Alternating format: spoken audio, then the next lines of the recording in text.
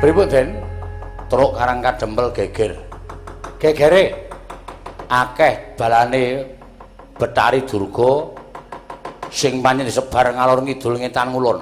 Terus iki nek kowe ora njaluk kekuatan karo bapakmu mlayu ning nggone ngarepe bapakmu njaluk Jaya Aji Kawijayan.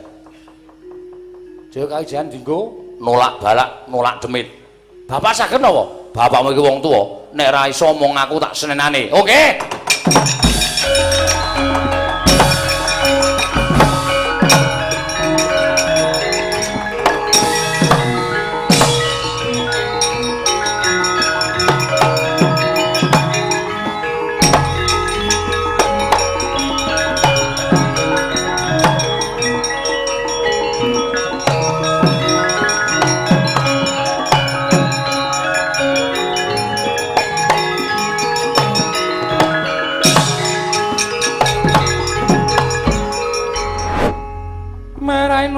Mupanging ngaruna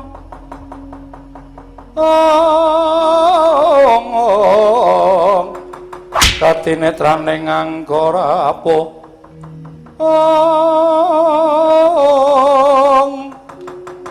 katinetraning angkara apa ing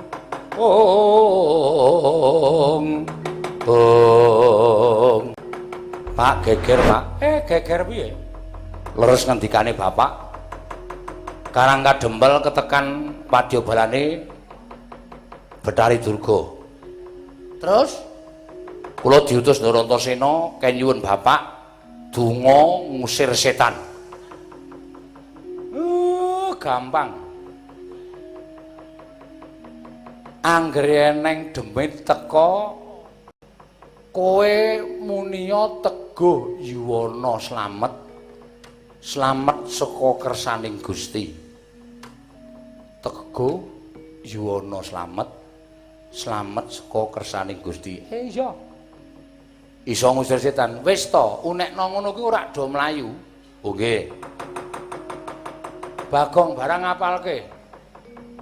Piye, Tru? Teguh yuwana slamet saka kersaning Gusti. Teguh yuwana ora.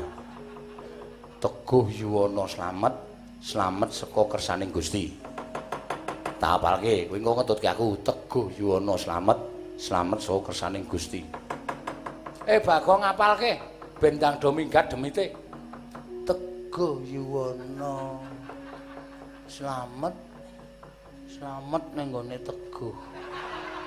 Wah, angel aku ki nek kon ngapalke ki kangelane. Tru. Piye sih? Teguh yuwana slamet saka kersaning Gusti. Teguh yuwana slamet saka kersaning Gusti. Teguh slamet. Aduh. Teguh saka. Aduh. Teguh slamet yuwana ning gone teguh. Wah, kangelan tenan iki aku iki. Ayo utek wis bener kon mikir angel. Teguh yuwana slamet saka kersaning Gusti. Modar dening aku wae.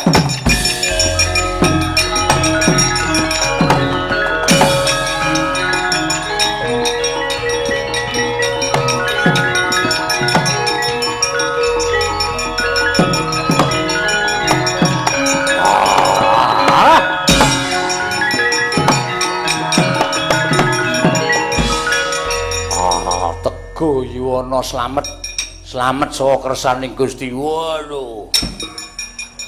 Biar Teguh, wis mati. Aku ngangai lho, Tru. Ya. Kanggo mraktekke, ya.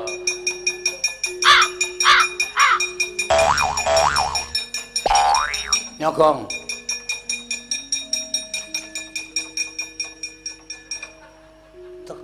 Teguh yuwana slamet kancane Teguh.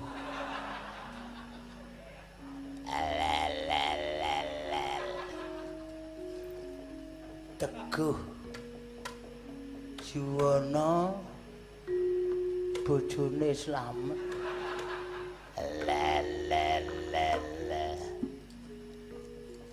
Teguh Yuwana slamet saka kersaning Teguh. Teguh Yuwana slamet saka kersaning Teguh.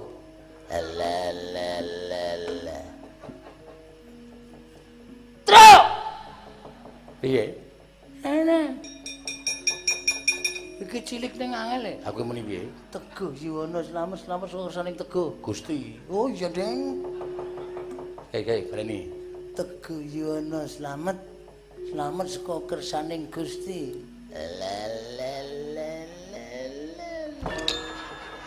Sukses.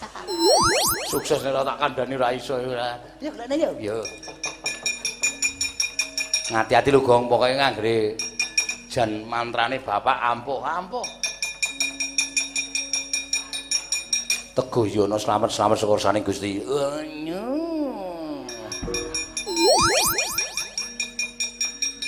Teguh Yuwana aku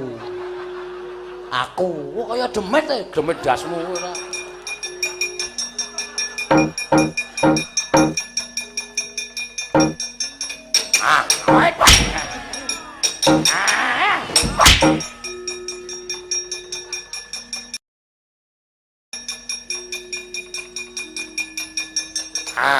Teguh Yuwana slamet sekosan.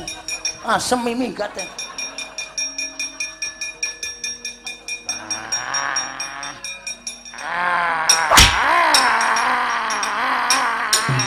Teguh Yuwana slamet saka kersaning Gusti. Ayo.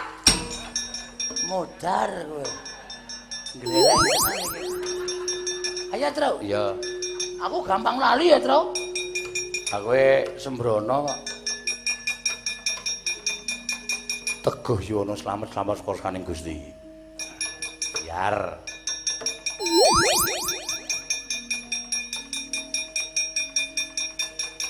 Yuwana Teguh.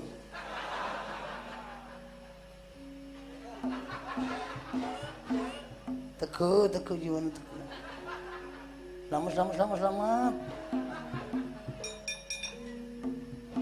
Kene ra njaluk nganu apa jenenge iki mantram sing luwih gampang ngrekoso aku jan wis.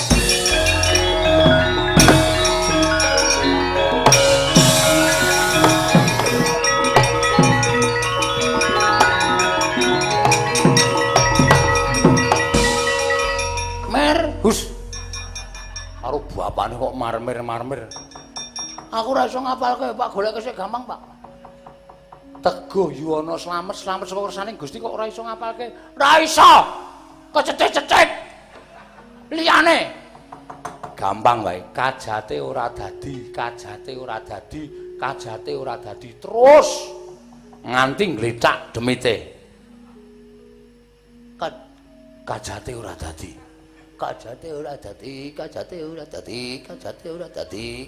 Ngono kuwi terus. Nanti gledak demite modar kowe.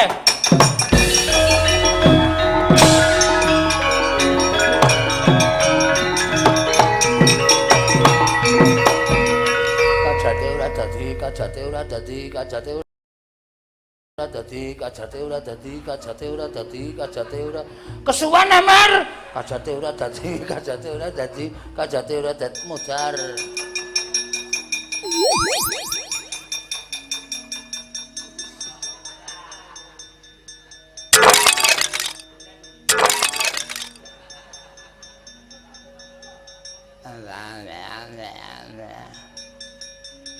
Kajate ora dadi.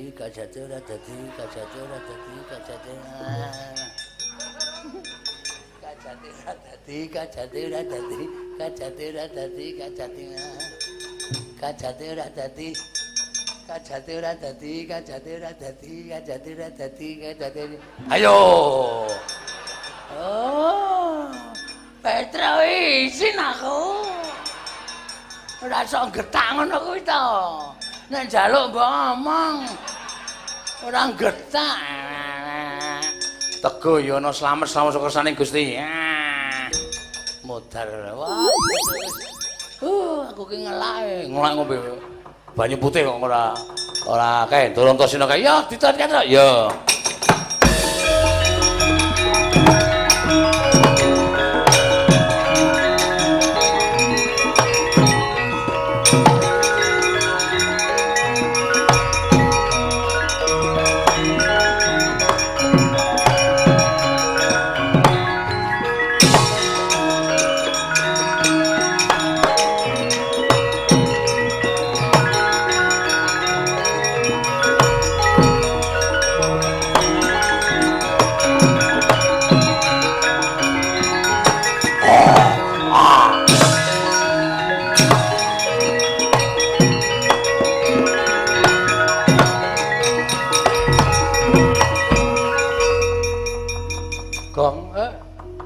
demit ana sing wujude macan barang le.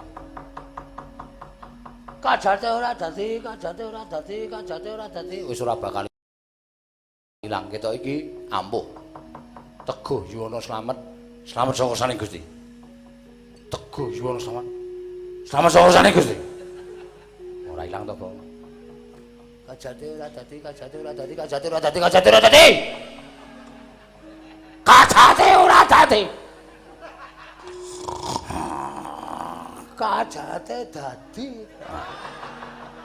Abi gereng areng letak ndas. Mah ngrekoso to kowe. Sapa iki? Matenggo Seta. Matenggo Seta? Iya. Kowe sapa? Pangling oleh. Pangling karo anake lanang, ha.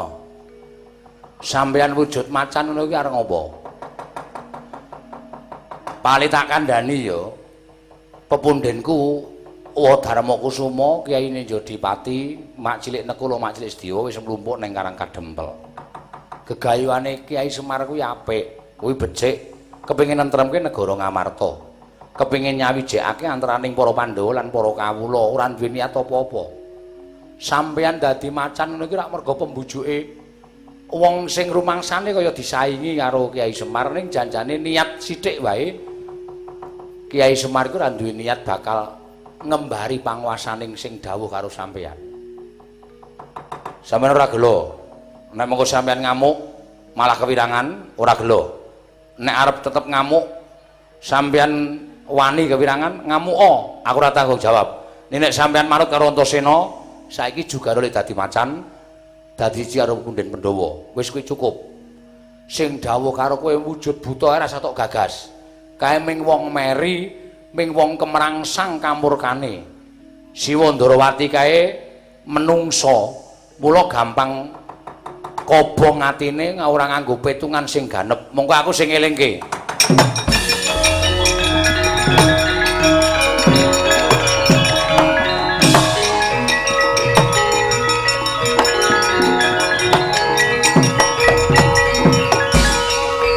Lah malah Malik Janaka.